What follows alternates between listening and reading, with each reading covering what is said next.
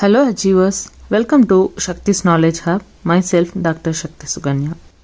இன்னைக்கு நம்ம பார்க்க போற டாபிக் ஃபினான்ஷியல் பிளானிங். இது ஃபினான்ஷியல் மேனேஜ்மெண்ட் அப்படிங்கிற சப்ஜெக்டுக்குள்ள வர ஒரு டாபிக்.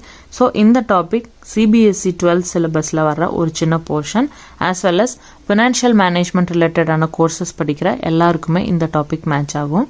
ஸோ இன்னைக்கு நம்ம பார்க்க போறது என்ன அப்படின்னா ஃபினான்ஷியல் பிளானிங். ஸோ பிளானிங் அப்படிங்கிற டேர்ம் நமக்கு ஆல்ரெடி பரிச்சயமான ஒரு விஷயம். எப்படி எவ்ரி ஆர்கனைசேஷனில் பிளானிங் அப்படிங்கிறது ரொம்ப முக்கியம் அப்படின்னு, அதே மாதிரி அந்த பிளானிங் ரிலேட்டடான நிறைய விஷயங்கள் நம்ம பிரின்சிபல்ஸ் ஆஃப் மேனேஜ்மெண்ட் அப்படிங்கிற ஒரு சப்ஜெக்டில் பார்த்துட்டு வந்தோம். அதில் நிறைய விஷயங்கள் டிஸ்கஸ் பண்ணோம். ஸோ பிளானிங்னா என்ன, பிளானிங் எதனால் இம்பார்ட்டண்ட், அந்த மாதிரி பிளானிங் எங்கிருந்து ஆரம்பிக்குது அப்படின்னா ஒரு ஆர்கனைசேஷனோட பிகினிங்லேருந்து ஸ்டார்ட் ஆகுது.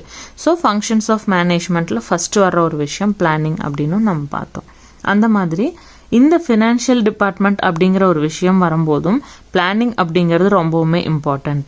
ஏன்னா நம்ம ஆர்கனைசேஷன் ஆகட்டும் இல்லாட்டினா இண்டிவிஜுவல் லைஃப் ஆகட்டும் எந்த ஒரு சுச்சுவேஷன்லையுமே பிளானிங் அப்படிங்கிறது ரொம்ப முக்கியம் அப்படின்னு நம்ம பார்த்தோம். ஸோ அது நம்ம எல்லாருமே எக்ஸ்பீரியன்ஸ் பண்ணியிருப்போம். அதே மாதிரி ஒரு ஃபினான்ஸ் டிபார்ட்மெண்ட் அப்படின்னு வரும்போதும் அந்த ஃபினான்ஷியல் ஆஸ்பெக்ட் ரிலேட்டடான பிளானிங் அப்படிங்கிறது எந்த அளவுக்கு முக்கியம், ஸோ அதோட அப்ஜெக்டிவ்ஸ் என்ன, தென் அதோட இம்பார்ட்டன்ட் என்ன, அதாவது என்ன ரீசனுக்காக ஃபினான்ஷியல் பிளானிங் அப்படிங்கிறது நம்ம பண்ணணும், இந்த விஷயம் தான் நம்ம இன்னைக்கு டிஸ்கஸ் பண்ண போகிறோம். அதுக்கு முன்னாடி அந்த ஃபினான்ஷியல் பிளானிங்கோட ஒரு சின்ன introduction. It involves the preparation of financial blueprint of the organization. It is the process of estimating the fund requirement of the business and determining the possible sources from which it can be raised. So, ஒரு financial planning அப்படின்னு சொல்றத ஒரு blue print அப்படின்னு சொல்றாங்க, ஒரு prepared statement. இது கண்டிப்பா எப்ப தேவைப்படும் அப்படின்னு பாத்தீங்க அப்படின்னா நம்மளோட பிசினஸ் அப்படின்னு நம்ம முதல்ல ஸ்டார்ட் பண்றோம் அப்படின்னு நம்ம யோசிக்கும் போதே கண்டிப்பா அதுக்கு என்னென்ன தேவை, எந்த மாதிரியான ஃபண்டு தேவை, எங்கிருந்து நம்ம அதை மாதிரி இன்கேஸ் நம்ம கையில இல்லைன்னா அதை செக்ரேட் பண்ணணும், அந்த மாதிரியான பல விஷயங்கள் நம்ம ப்ராப்பரா ப்ரிப்பேர்டா கொண்டு வர ஒரு ஸ்டேட்மெண்ட் தான் ப்ளூ பிரிண்ட் அப்படின்னு சொல்றோம். ஸோ ஒரு பிசினஸோட பிகினிங் ஸ்டேஜ்லயே அதை பத்தின கம்ப்ளீட் ப்ரிப்பரேஷன் நம்ம கொண்டுட்டு வந்துடுறோம். Process of estimating the fund required. So நம்ம ஒரு பிஸ்னஸ் ஸ்டார்ட் பண்ணணும் அல்லது ஒரு நியூ ப்ராஜெக்ட் நம்ம எக்ஸ்பேண்ட் பண்ணுறோம் இல்லாட்டினா கொண்டுட்டு வரோம் நம்ம பிஸ்னஸ்குள்ள அப்படின்னா எவ்வளோ ஃபண்ட் அந்த பர்டிகுலர் ப்ராஜெக்ட் அல்லது பிஸ்னஸ்க்கு தேவை, அதே மாதிரி நம்ம கையில் எவ்வளோ இருக்குது, சர்ப்ளஸாக இருக்கா, ஷார்ட்டேஜாக இருக்கா, இன்கேஸ் ஷார்ட்டேஜாக இருக்குது அப்படின்னா நம்ம எந்த சோர்சஸில் போய் அந்த ஃபண்டை நம்ம செக்ரேட் பண்ணணும், என்னென்ன மாதிரியான பாசிபிள் சோர்சஸ் அவைலபிள் இருக்குது. ஸோ இந்த எல்லா விஷயத்தையுமே நம்ம ப்ராப்பராக பிளான் பண்ணி வச்சுக்கிறோம். ஸோ இப்போ நம்ம அதோட அப்ஜெக்டிவ்ஸ் பார்க்க போகிறோம். So objectives of financial planning. Financial planning அப்படின்னு ஒன்று நம்ம பண்ணணும் அப்படின்னா என்ன அப்ஜெக்டிவ்காக நம்ம பண்ணுறோம், அதாவது என்ன பர்பஸ்க்காக நம்ம பண்ணுறோம். First, to ensure the availability of funds whenever they are required, to includes estimation of funds required for different purposes, long-term assets, working capital requirement. So நம்மளோட பிஸ்னஸில் டு என்ஷூர், அதாவது நம்ம உறுதிப்படுத்திக்கிறது எந்த அளவுக்கு நம்ம கிட்ட ஃபண்டு இருக்கு இப்போ அட் ப்ரெசென்ட், அதை எந்த மாதிரியான சுச்சுவேஷன்ஸ்ல நம்ம யூஸ் பண்ண போறோம் அல்லது எந்த சுச்சுவேஷன்ஸ்ல நம்மளுக்கு தேவைப்படும். So whenever they are required, எந்த டைம்ல நமக்கு தேவைப்படுது அப்படின்னாலும் அதை கரெக்டாக நம்ம எஸ்டிமேட் பண்ணிக்கிறோம். அதே மாதிரி அது டிஃப்ரெண்ட் பர்பஸஸ். ஸோ ஒரு பர்டிகுலர் பர்பஸ்க்கு தான் நம்மளோட ஃபண்டை நம்ம யூஸ் பண்ணுவோம் அப்படிங்கிறது கிடையாது. எய்தர் அது லாங் டேர்ம், அதாவது ஒரு ஃபிக்ஸ்டு அசெட் வாங்குறக்கோ இல்லாட்டினா ஃபிக்ஸ்டு கேபிட்டலாக நம்ம இன்வெஸ்ட் பண்ணுவோம், இல்லாட்டினா நம்மளோட day to day expenses or short term period ஃபண்டாகவும் அதை நம்ம யூஸ் பண்ணுவோம், அதாவது ஒர்க்கிங் கேபிட்டல் ரெக்குயர்மெண்ட். ஸோ இந்த மாதிரி எந்த டிஃப்ரெண்ட் பர்பஸாக வேணாலும் இருக்கலாம், எவ்வளோ ஃபண்டு தேவை, அது எப்படி அவைலபிளாக இருக்குது அப்படிங்கிறது ஈஸியாக தெரிஞ்சுக்கிறதுக்காக அந்த ஒரு அப்ஜெக்டிவ், அந்த ஒரு பர்பஸ்க்காக நம்ம ப்ரிப்பேர் பண்ணுறது ஃபினான்ஷியல் பிளானிங் அப்படிங்கிறது ரொம்ப பேசிக்கான ஒரு விஷயமா இருக்கு. அடுத்தது, estimate the time at which these funds need to be made available. அதே மாதிரி ஃபண்ட் தேவைப்படுது அப்படிங்கிற ஒரு ஸ்டேட்மெண்ட்டுக்கு நம்ம வந்துட்டோம் அப்படின்னா எந்த டைம்ல அது தேவைப்படுது அப்படிங்கிறதையும் நம்மளால ப்ரெடிக்ட் பண்ணி வச்சுக்கணும் அல்லது நம்ம எஸ்டிமேட் பண்ணி வச்சுக்கிறதுக்கு ஹெல்ப்ஃபுல்லாக இருக்கிறது இந்த ஃபினான்ஷியல் பிளானிங். ஸோ அது ஒரு ப்ளூ பிரிண்ட் அப்படிங்கிறதுனால நம்ம தரோவாக எல்லா விஷயமே உள்ளே கொண்டுட்டு வந்திருப்போம். அடுத்தது, specify sources of this funds. இப்போ வந்து நமக்கு ஃபண்டு தேவைப்படுதுன்னு தெரிஞ்சிச்சு, எந்த டைமில் தேவைப்படுது அப்படிங்கிறதும் நம்ம தெரிஞ்சிட்டோம்.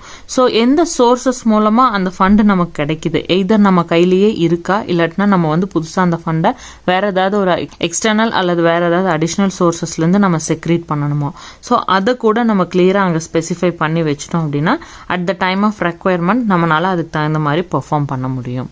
And last objective, to see that the firm does not raise resources unnecessarily.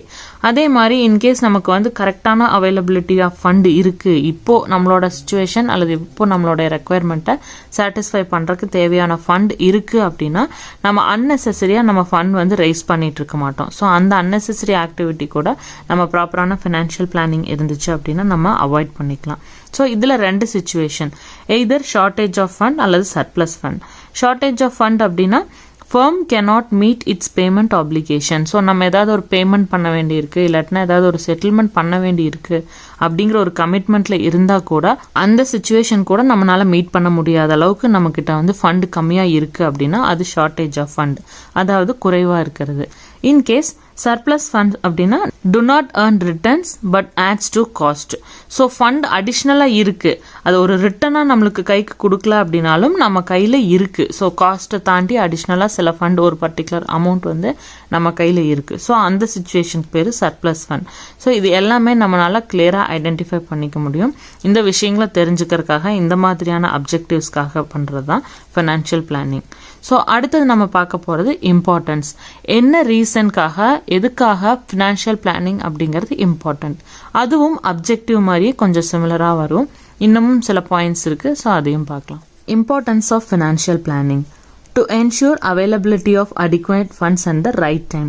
So right டைம்க்கு நம்ம எந்த ஃபண்ட் தேவைப்படுது, எவ்வளோ ஃபண்ட் தேவைப்படுது அப்படிங்கிற அந்த அவைலபிலிட்டியும் அது எந்த அளவுக்கு அடிக்குவேட்டாக இருக்குது, எந்த அளவுக்கு நம்மளுக்கு வந்து போதுமான அளவு இருக்கா அப்படிங்கிறது எல்லாமே தெரிஞ்சுக்கிறதுக்காக பண்ணுறது தான் ஃபினான்ஷியல் பிளானிங். ஸோ இதுவும் ஒரு இம்பார்ட்டன்ட் ரீசன்.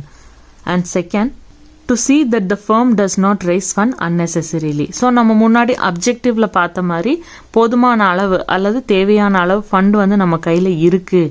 எக்ஸாம்பிள், நம்ம ஒரு 5 lakh rupee வந்து நம்ம தேவைப்படுது அப்படின்னா அது நம்ம அக்கௌண்ட்டில் இருக்குது, இல்லாட்டினா நம்மளோட பிஸ்னஸ் ஃபண்டில் வந்து அது இருக்குது அப்படின்னா அன்னெசரியாக நம்ம இன்னொரு ஃபண்ட் வந்து இல்லாட்டினா அடிஷ்னலாக வந்து நம்ம ரைஸ் பண்ண தேவையில்லை. ஏன்னா அட் ப்ரெசன்ட் சுச்சுவேஷனுக்கு தேவையான ஃபண்ட் கையில் இருக்கும்போது அதை ரைஸ் பண்ணுறதுக்காக நம்ம சில எக்ஸ்பென்சஸ் பண்ணணும், அல்லது அந்த ஃபண்டை கொண்டு வந்து சேர்த்துறதுக்காக நம்ம சில டைமை ஸ்பெண்ட் பண்ண வேண்டி வரும். ஸோ அந்த மாதிரியான அன்னெசரி திங்ஸ் எல்லாமே வந்து நம்ம ஃபினான்ஷியல் பிளானிங் ப்ராப்பராக பண்ணி வச்சுருந்தோம் அப்படின்னா அந்த அன்னெசரி திங்ஸை நம்ம அவாய்ட் பண்ணிக்கலாம். Third reason, to provide policies and procedures for the sound administration of finance function. So நம்ம ப்ரீவியஸாக வந்து இந்த ஃபங்க்ஷனல் ஏரியாஸ் ஆஃப் மேனேஜ்மெண்ட்லையும் சரி, தென் பிரின்சிபல்ஸ் ஆஃப் மேனேஜ்மெண்ட்டில் வர அந்த ஃபங்க்ஷன்ஸ் ஆஃப் மேனேஜ்மெண்ட்டும் சரி, இது எல்லாமே பார்க்கும்போது ஒரு ப்ராப்பர் அட்மினிஸ்ட்ரேஷன் இருக்கணும், ப்ராப்பரான ஒரு ஆர்கனைசேஷன் வந்து ஸ்மூத் ரன்னிங்காக இருக்கணும் அப்படின்னா கண்டிப்பாக இனிஷியல் ஸ்டேஜில் அப்ஜெக்டிவ்ஸ், பாலிசிஸ், ப்ரொசீஜர்ஸ்லேருந்து நம்ம ஸ்டார்ட் பண்ணுவோம் அப்படின்னு நம்ம பார்த்தோம்.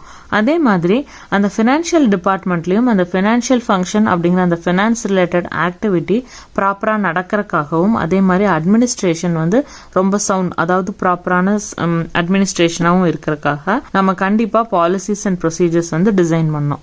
ஸோ ஒரு ஆர்கனைசேஷனுக்கு அப்படின்ட்டு ஓவரால் பாலிசிஸ் அண்ட் ப்ரொசீஜர்ஸ் இருக்கும், at the same time department wise proper policies and ப்ரொசீஜர்ஸும் இருக்கும். ஸோ அந்த ஃபினான்ஸ் ரிலேட்டட் ஃபங்க்ஷன்ஸ் நடக்கிற அந்த பர்டிகுலர் டிபார்ட்மெண்ட்டோட அட்மினிஸ்ட்ரேஷன் ப்ராப்பராக நடக்கணும் அப்படின்னா கண்டிப்பாக அதுக்குண்டான பாலிசிஸ் அண்ட் ப்ரொசீஜர்ஸும் கரெக்டாக ப்ரொவைட் பண்ணணும். ஸோ அப்படி ப்ரொவைட் பண்ணுறதுக்கு ஹெல்ப்ஃபுல்லாக இருக்கிறதும் அந்த ஃபினான்ஷியல் பிளானிங் தான்.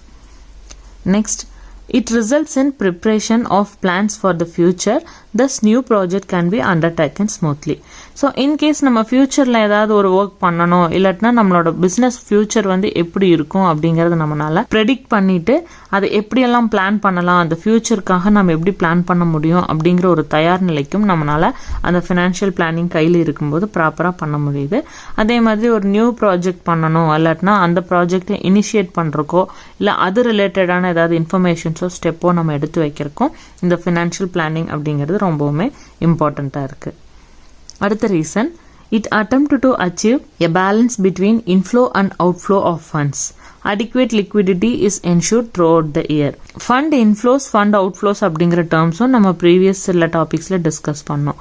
நம்ம பிஸ்னஸ்குள்ளே ஏதாவது ஒரு சோர்சஸ் மூலமாகவோ ஏதாவது ஒரு ரீசன் மூலமாகவோ ஒரு ஃபண்டு பிஸ்னஸ்குள்ளே வருது அப்படின்னா அதை வந்து ஃபண்ட் அல்லது கேஷ் இன்ஃப்ளோ அப்படின்னும், அவுட்ஃப்ளோ அப்படிங்கிறது இப்போ நம்ம ஒரு ப்ராஃபிட் ஷேரிங்காவோ இல்லாட்டினா ஏதாவது ஒரு எக்ஸ்பென்சஸோ காஸ்ட்டோ ஏதாவது ஒன்று இன்கர் பண்ணுறோம், அந்த ரீசன்ஸ்னால ஃபண்ட் ஒன்று வந்து நம்ம பிஸ்னஸ்லேருந்து வெளியில் போகுது அப்படின்னா அது outflow of fund or outflow of cash.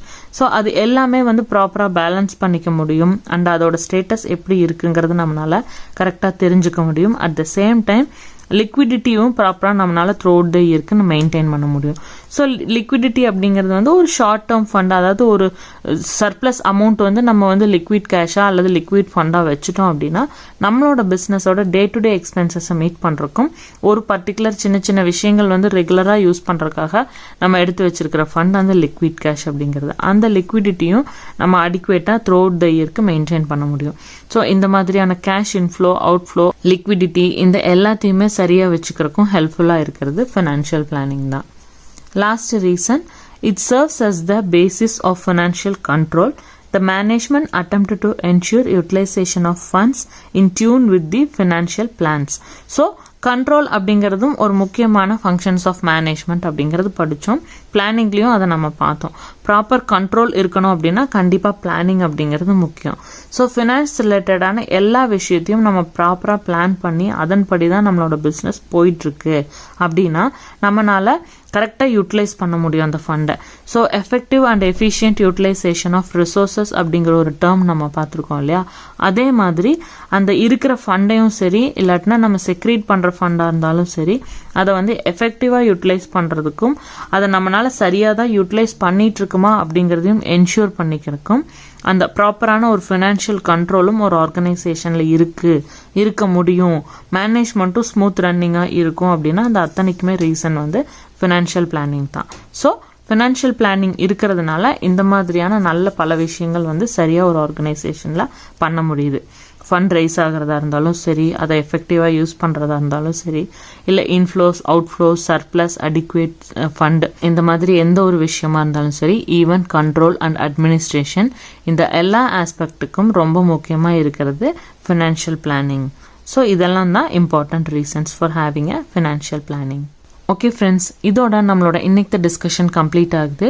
மீண்டும் அடுத்த டாப்பிக்கில் சந்திக்கலாம். நம்மளோட சேனல் சக்திஸ் நாலேஜ் ஹப் இதுதான் ஃபர்ஸ்ட் டைம் பார்க்குறீங்க அப்படின்னா சப்ஸ்கிரைப் பண்ணிவிட்டு நோட்டிஃபிகேஷனுக்காக பெல் ஐக்கானையும் ப்ரெஸ் பண்ணிக்கோங்க.